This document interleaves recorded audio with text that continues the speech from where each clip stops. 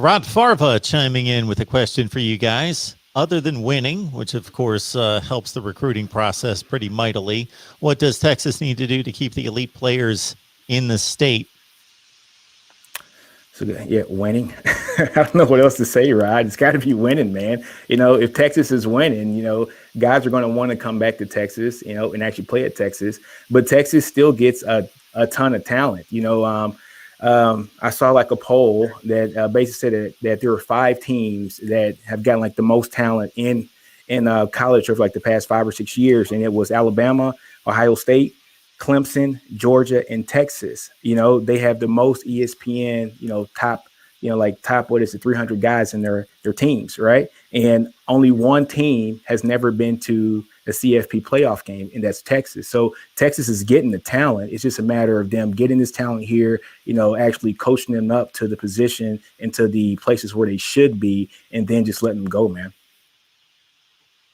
It's winning. Texas got the facilities a couple of years ago. They really focused on renovating that during the Herman era. They're getting DKR, the south end zone, finally having more seats there. I mean, they've done a lot of the off the field stuff that they can do to help recruiting, but it's just winning, and players want to go to a college where they think they can be in a New Year's Six bowl game or a college football playoff. And 18 out of 21 playoff games have been won by Alabama, Clemson, or Ohio State. So if you're one of the top recruits in the country, no matter where you're from, you're guaranteed if you go to one of those 3 schools that in 4 years you will play in the playoffs. Not 1, not 2, maybe 3 times.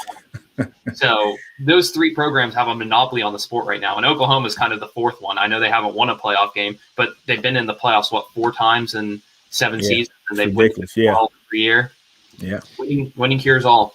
And there is so much talent in Texas. Let's understand that we're not talking about trying to protect the state of New York or the state of Indiana in terms of, okay, we're Syracuse, let's try to lock down the state. There's so much talent in that state that, and so many schools, like all the schools that you just mentioned, that and you got to share the state to a certain extent with Texas A&M, who's a juggernaut in terms of potential right now.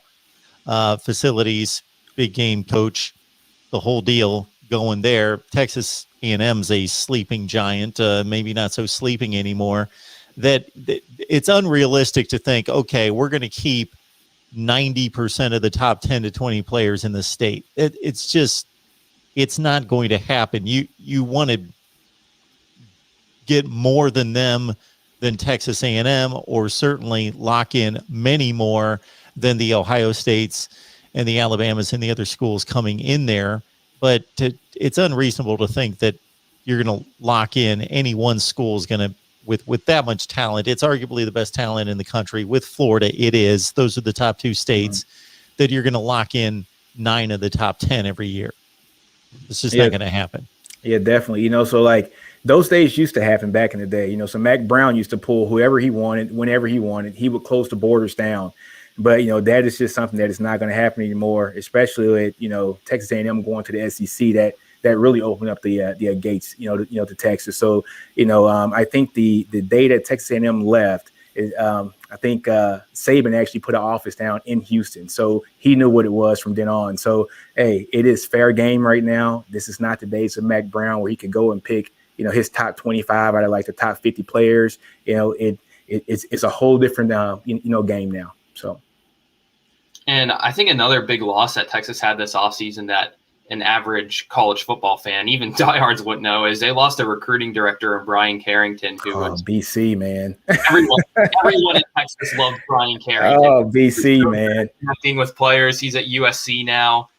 He's a great guy in general, and I thought he did a lot for the recruiting and the branding of the program over the past few years, which that's going to be a hole that has to be filled. But I think that was the saddest departure for most Texas fans this offseason, was losing Carrington.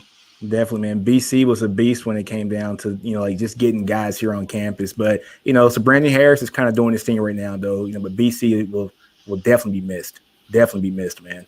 Mm-hmm. Again, want to remind everyone that you can get a Texas face mask Just go to voiceofcollegefootball.com or whatever team you want. Basically, we've got the major teams covered with about 35 masks. So free mask there. Just register for free at voiceofcollegefootball.com. You get 20% off your first purchase, and we throw you into an entry for a $25 gift card as well.